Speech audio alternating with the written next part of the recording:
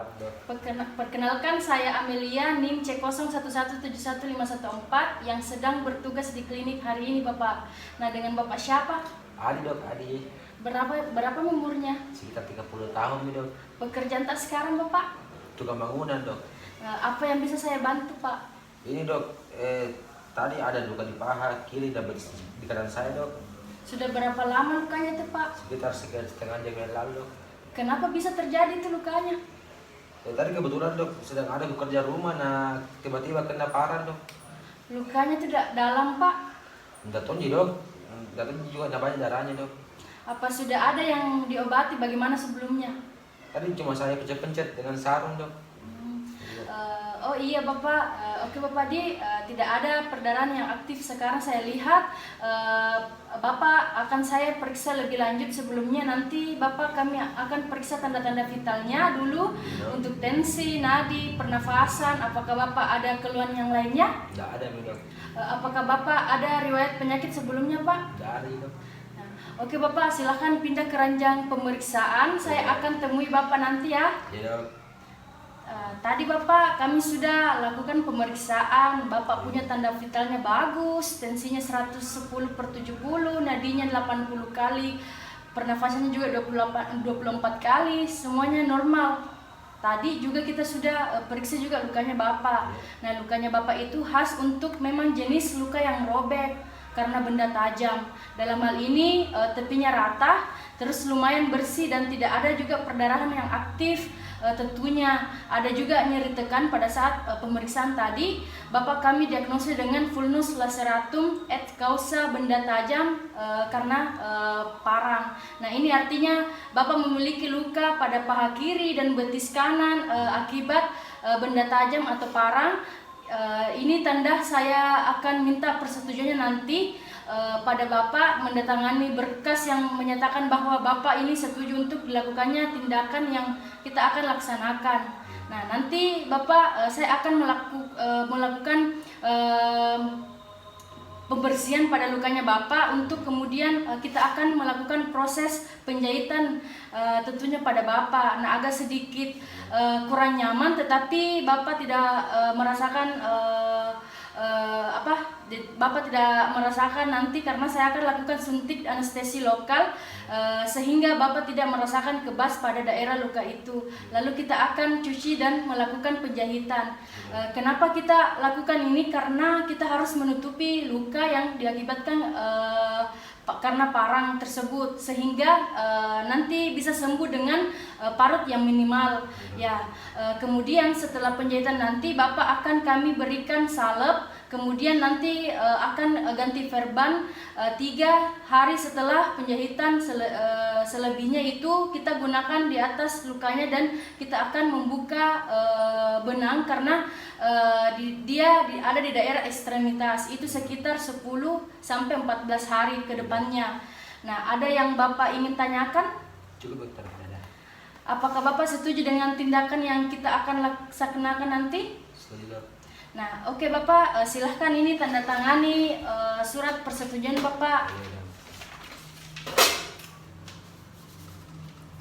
Nah, oke, selesai. Baik Bapak, silahkan kembali ke sana.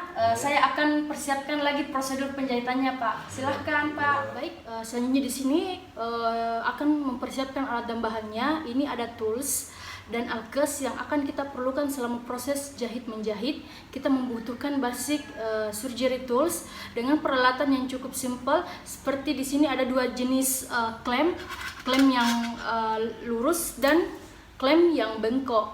Nah, di sini juga ada needle holder dan jarumnya. Nah, di sini juga ada gagang scalpel dan bisturinya. Dan ini ada 2 jenis pinset. 2 pinset ini sinergis dengan ujung yang tajam menjepit atau kita disebut juga pinset traumatik. Dan ini pinset jaringan bisa juga disebut juga pinset traumatik. Dan kita lihat ujungnya bergerigi, tetap tidak tajam. Nah, kemudian kita juga menggunakan 2 jenis gunting. Nah, 2 jenis gunting ini untuk prosedur ini, dimana 1 gunting ini untuk benang Dan yang satu lagi ini gunting untuk yang kita gunakan untuk refreshing tepi luka. Selain itu ada juga kasa steril. Nah, ada handscoon yang steril, ada duk atau lubang yang mengisolasi daerah operasi nanti. Kemudian ada kam NaCl untuk mencuci lukanya. Kemudian ada betadine untuk tindakan asepsisnya, ada alkohol untuk tindakan asepsis, kemudian ada NaCl ini untuk mencuci luka, dan ada ampul yang berisi lidokain yang kita gunakan untuk anestesi lokalnya nanti, dan ada 2 jenis benang. Ini merupakan prosedur jahit menjahit. Pertama untuk jahitan yang dalam atau jahitan subkutis, kita menggunakan benang yang absorbable, bisa dengan plain catgut atau Vicryl yang absorbable. Dan untuk kulit kita gunakan juga benang non absorbable, sehingga diperlukan nanti untuk prosedur yang pengangkatan jahitan. Nah, jenis benang-benang ini bermacam-macam, dipertimbangkan sesuai dengan kebutuhan jenis tindakan yang akan kita laksanakan. Nah, setelah itu saya akan mencuci tangan terlebih dahulu.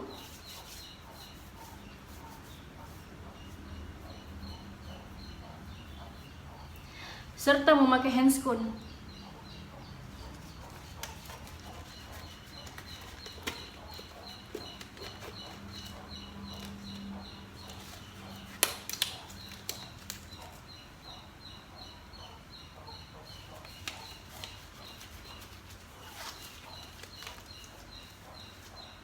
Baik, di sini kita akan bisa melihat suatu bentukan vulnus laserasi, di mana dengan tanda khasnya bahwa tepinya ini irregular atau tercabit-cabit. Untuk jenis luka seperti ini, semua jenis luka terutama untuk jahitan, yang pertama kita lakukan adalah tindakan asepsis.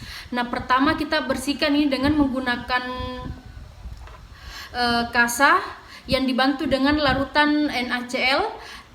Kita melakukan pembersihan untuk mengeluarkan debu yang ada di luka ini.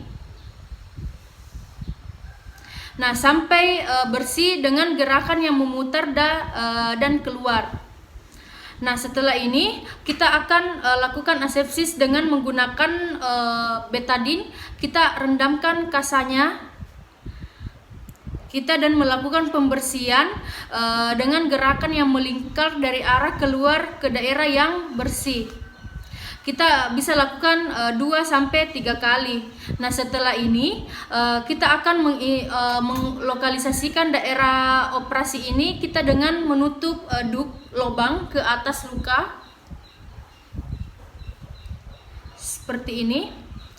Nah, kemudian kita akan anestesi luka ini dengan menggunakan ampul lidokain.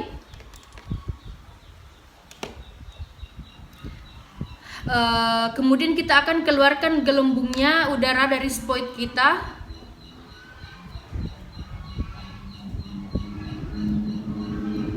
Nah, setelah ini kemudian kita akan melakukan anestesi lokal pada luka yang akan kita lakukan tindakan. Kita mulai dari ujung bawah ke atas dan kita aspirasi sedikit, lalu kita akan mendorong spoitnya. Nah, kita juga masukkan begitu seterusnya. Kita aspirasi baru kita dorong spoitnya. Nah, dan dilanjutkan juga di sebelahnya. Kita aspirasi, lalu dorong lagi spoitnya. Dan kita berikan waktu 5-10 menit hingga obat anestesi ini dapat bekerja pada saat kita melakukan tindakan yang pada pasien sehingga tidak merasakan nyeri. Nah, setelah 10 menit kita tes ke pasien apakah masih nyeri. Kalau sudah tidak nyeri, kita bisa lanjutkan dengan prosedur dengan melakukan refreshing tepi luka. Nah, baik, di sini kita lihat lukanya ini yang reguler dengan jaringan yang tercabit-cabit khas diagnosa vulnus laceratum. Nah, kita melakukan refreshing atau iris tepi luka dengan menggunakan bisturi.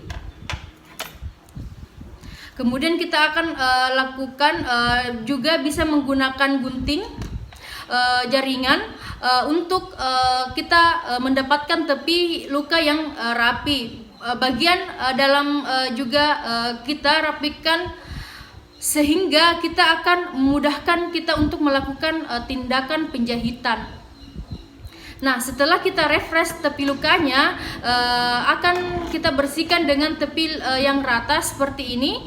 Begitu juga pula pada vulnus schism khas tepinya tajam, rata, cenderung bersih, dan tetap juga kita melakukan refresh tepinya sedikit untuk mendapatkan jaringan yang sehat. Nah, baik, kita di sini akan melakukan penjahitan secara interruptus. Nah, pertama kita tentukan panjang luka yang akan kita jahit. Kita bisa mulai dengan metode 1/2 tengah, kemudian 1/4, lalu kita masukkan lagi di tengahnya seperti itu. Nah, kemudian kita akan mulai dari ujung bawah ke atas atau ujung atas ke bawah. Nah, kita akan mulai masukkan jarumnya seperti ini, secara tegak lurus, kira-kira 1/2 sampai 1 cm dari batas luka, tegak lurus ke bawah. Kemudian kita keluarkan dari subkutan dengan gerakan rotasi tangan kita. Nah, kemudian setelah itu kemudian kita akan lanjutkan dari dalam ke keluar dengan jarak yang sama.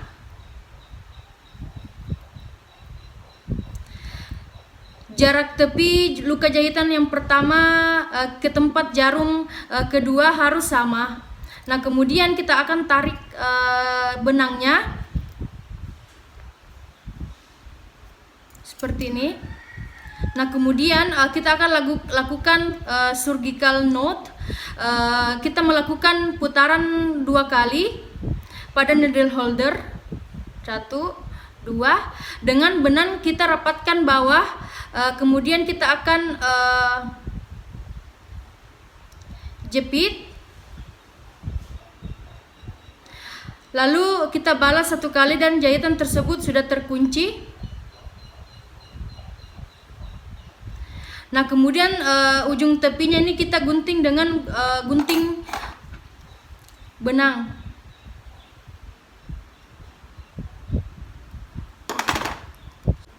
Jadi selanjutnya di sini saya akan melakukan teknik penjahitan matras horizontal. Nah, pertama kita akan masukkan pada tepi luka.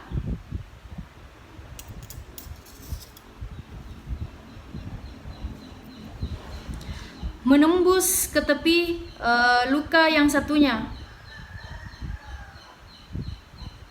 seperti ini.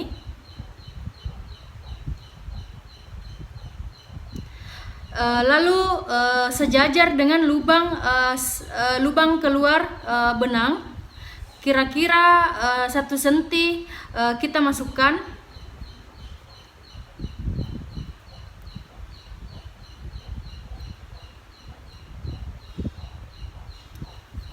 Kita masukkan kembali secara backhand dan menembus ke kulit dengan jarak yang sama.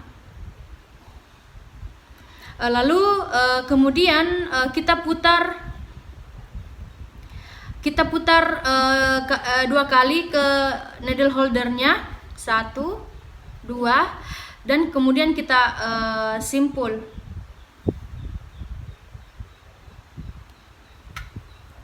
Nah, kemudian kita gunting tepinya menggunakan gunting benang. Nah, kenapa kita sebut matras horizontal ini? Karena matrasnya ini berjalan sejajar dengan tepi lukanya. Selanjutnya di sini saya akan melepas handscoon.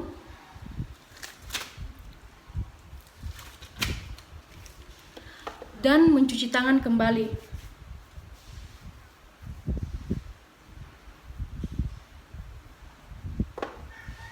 Silahkan Bapak, kita tadi itu sudah melaksanakan prosedur penjahitan Bapak. Jadi nanti itu Bapak datang ke sini 3 sampai 4 hari untuk ganti perbannya.